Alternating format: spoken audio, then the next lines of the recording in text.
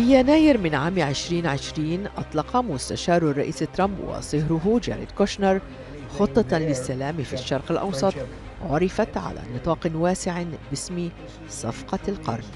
الخطة لم ترتكز على حل الدولتين، بل وضعت تصوراً لشكل من أشكال دولة فلسطينية منزوعة السلاح تضم فيها إسرائيل أجزاء كبيرة من الضفة الغربية بما فيها المستوطنات الكبرى، مقابل تبادل لأراضٍ صحراوية جنوب إسرائيل. تحتفظ فيها أيضاً بالقدس عاصمة موحدة، ويسمح للفلسطينيين بإنشاء عاصمة لهم خارج الجدار الأمني في القدس الشرقية. The issue of where the capital is of a Palestinian state, that was not originally a Palestinian claim. It was a Jordanian claim for land, and they relinquished that claim, and that's okay. But if they want, and again, they've been fighting all these years to get a state. This is the first time they have a state on the table. And again, you know, the dispute between the Israelis and the Palestinians is about territorial dispute and a security dispute, right? And that's about where do you draw the line. And the outcome to that is arbitrary, right? Because it's two sides agreeing on something that's maybe based in history or maybe based in negotiation. And so what you have here is an opportunity. If the Palestinian leadership doesn't like where we're drawing the line, let them show up at the table and let them negotiate and say, hey, we'd like to include this part here, we'd like to include that part there, but you're not going to get that by doing a day of rage. All doing a day of rage shows is that they're not ready to have a state.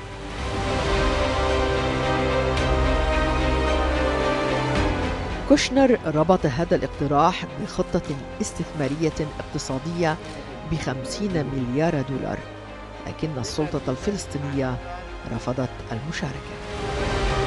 If they show up at the table and agree to the different terms and conditions, and these aren't wild terms and conditions, these are terms and conditions that every other state in the world has to abide by. So nobody's entitled to just become a state because you want to be. You have to show the world that you're ready to be a state. So if they're willing to abide by the conditions of what a normal state will be like, and they want to go and do that, the world is ready to help them do that, and we can start tomorrow. But it's really up to their leadership to take that path. But I will say the Palestinian leadership has a perfect track record of not making a deal.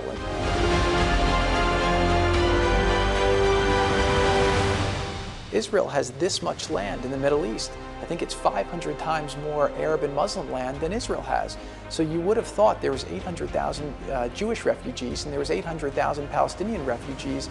The 800,000 Jewish refugees were absorbed. You have 800,000 Palestinian refugees who went to Kuwait, they got kicked out of Kuwait. They went to different places, right? Because they sided with Saddam Hussein in the Gulf War, right? When America was siding with Kuwait and with Saudi Arabia and all those people.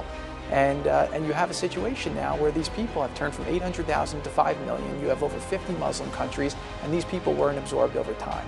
That's because these people have been used as a pawn in the broader Middle East. But you have a different leadership today. The leadership that I'm seeing in the Middle East, whether it's leadership in Egypt, in Jordan, in Saudi Arabia, in Qatar, in UAE, in Bahrain, in Oman, the leadership wants to see their people live a better life. They're tired of using the issue of hatred of Israel as a way to divert from their own internal shortcomings. And a lot of these countries are doing the hard things, they're making the necessary reforms, and they're trying to get better to give their people a better future. Here at the White House, President Abbas signed a declaration of principles. خيارنا سيادة الرئيس الاستراتيجي الوحيد هو أن نحقق مبدأ الدولتين. I think it's a very sad situation. You say that the message in the campaign towards minorities. A poll came out recently where The president talked yesterday, and as we said, all options here for Palestine. سياسة الرئيس ترمب اعتبرت بمثابة انحراف كبير عن الإدارات الأمريكية السابقة، فقد قام ترمب بالاعتراف بالقدس عاصمة لإسرائيل عام 2017، وأوقف المساعدات للفلسطينيين بما فيها مساعدات وكالة الأنروا.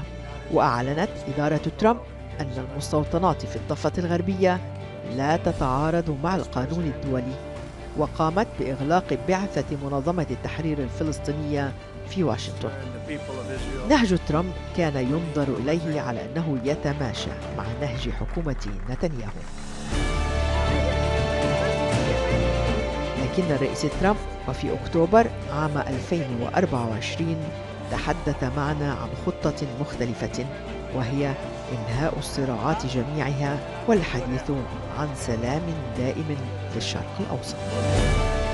We have great relationships and we're going to get it done, and it's going to get done properly. But you want a lasting peace. You don't want this to go on every 5 years, every 2 years, every 10 years. You want to have a lasting peace, so we're going to get that done. Do you believe now with the killing of the Hamas leader and Hezbollah leader, there is a chance for negotiation? I do. I think they've even suggested it, and not from strength, they've suggested it, but we still have to win a race. We did very well the second time. We won it the first time. We did much better the second time, but a lot of bad things took place. And so, you know, it's so sad to think that if I were president, that war would have never started. You wouldn't have all those dead people, all those, you know, just demolished cities and areas. You wouldn't have had October 7th. That's the most important. You wouldn't have had that. And all of the destruction and the hatred and everything else that followed October 7th.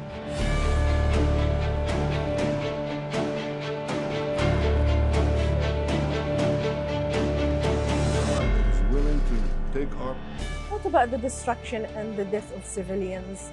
Do you think that's a tolerable price that Israel is doing in Gaza and in Lebanon now? Oh, the destruction's terrible. The whole thing was terrible. It should have never happened.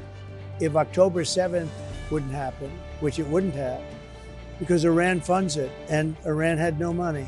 They had no money. They had absolutely no money. And I would have made a deal with them, and they wouldn't have done October 7th. But because they have no respect for Biden, they did it. And then it began. You know, that was like just a terrible